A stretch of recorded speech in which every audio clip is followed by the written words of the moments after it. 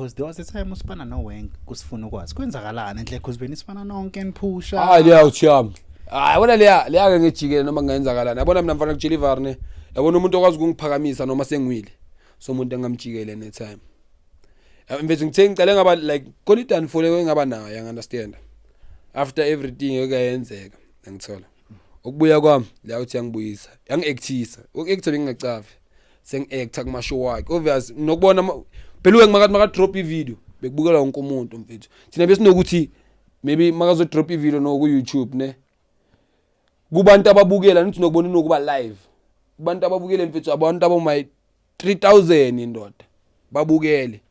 umuntu onjalo vasukenzani ukugaya attention yabanye abantu so mina lo muntu ngisho na umuntu engengimjikele nithami la muntu ongiphakamisile and why ngasaphushi because bekaphusha la muntu hayi usakaphusha nami sengingasho ukuthi like ngiphakamisa uWenk because like la muntu bekathi sonke masiwa mfethu bengena iPhone uWenk wangitexta ngisemall bengacaba bengasintoza okay bengisanda ukushutha ne but like bengishutha ngama Snapchat nani uWenk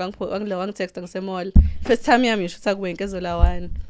hamba nabangani bami bayi2 wangishutha uWenk isithombe sakhona sashabo satrenda ngoWenk nabo Petro baqala ukulandela from lapho sonke like sonke silandela kanje uwesiphakamisayo sonke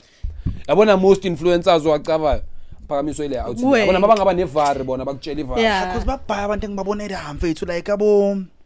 khona la bekuthiwa abo obholihle naye ama Hectorson girls bonke baphakamiswe uWenk lapho yabona futhi labo yazi baphakamiswa yini sifuna ukwazi phela labe ngiyipresenter yeah ongitshele then uDio like is she part of uIV Dio is she part of ama Hectorson girls